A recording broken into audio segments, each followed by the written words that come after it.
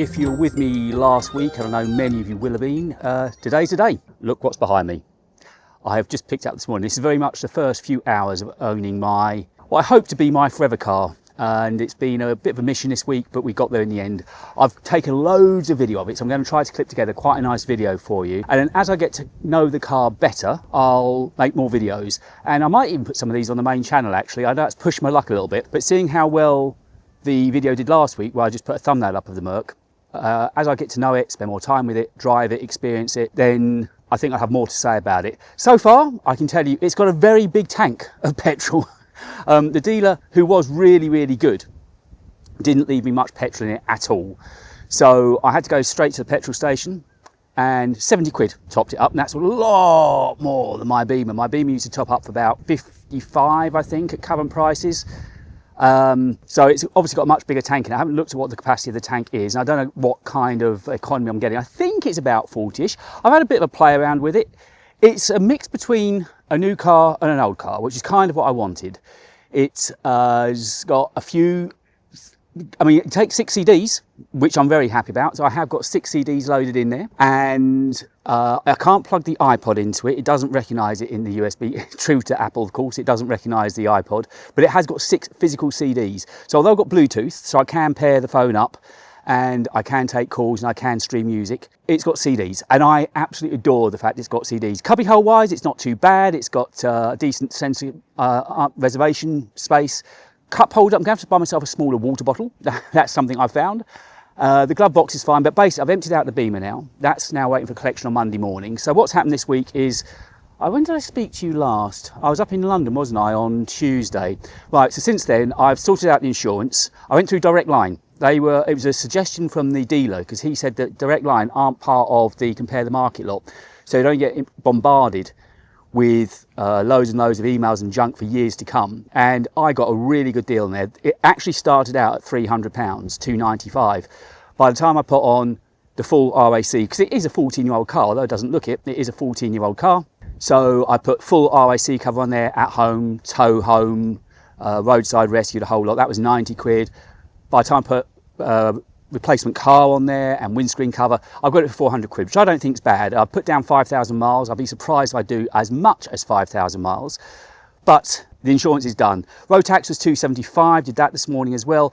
And I spoke to, I don't know if I mentioned this or not, I can't remember if I mentioned it or not, but the guys that last serviced it, which are only about 20 minutes away from me, lovely guys. They suggested I pop down this week with it, and they just going to give it the once over with me. But they serviced it in May or June, so they know the car well. And in fact, it was them that got in touch with the dealer and suggested that he buy the car off this lady.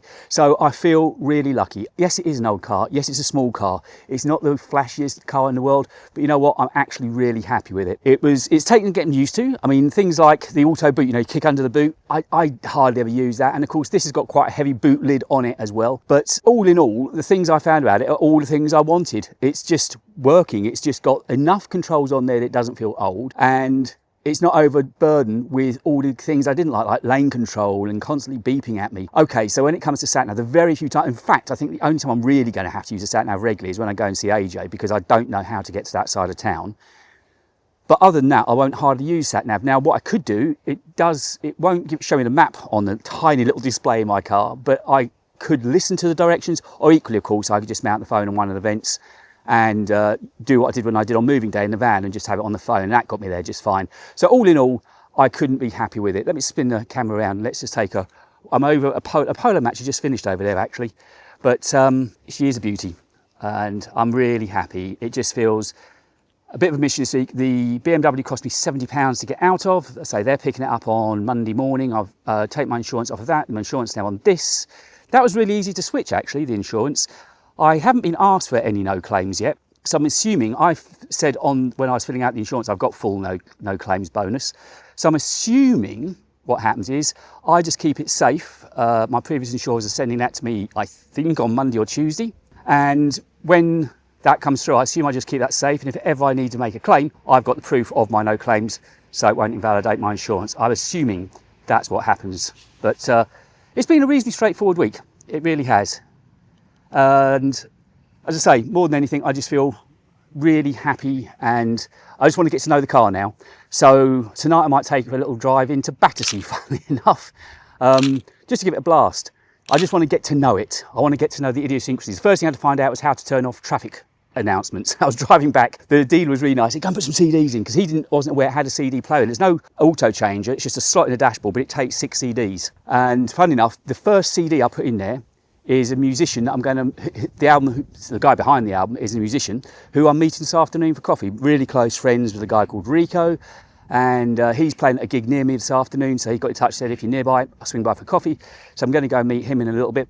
And that was the very first CD I put in. If you're looking at for the CD I first put in this car, it's on all the streaming platforms. It's La Speranza, and the album is called Seeds.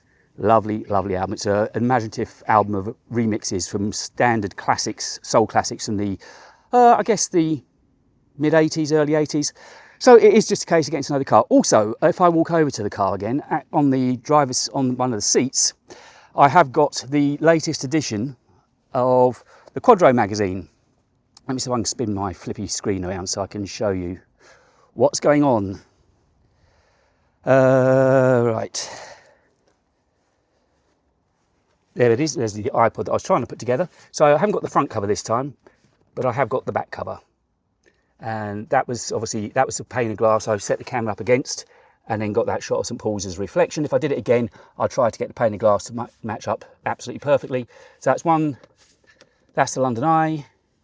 That was taken from Le Coq Argent up the top on the rooftop. And that was Canary Wharf. And that's one of my favourite places in London, St Dunstan's, the garden at St Dunstan's. I've just posted another picture of that today, actually. So, yeah, I've just been published again. So that's twice I've been published now. Yeah, so it's been a decent day. It's just a case now of wanting to play. I've had a decent day. I've done with the work I needed to do. I've done the photo, proofread the blog. I've written a story this week I'm actually very happy with. Funnily enough, it's the story that I see that The Verge has covered on, it was their cover story on the Vergecast this week, but I wrote it before they published that. It's the court fight between OpenAI, IO Products, and Johnny Ive and Sam Altman. I wrote a story about that, and I'm really happy with it, actually. I think that's a boostable kind of story, but we shall see.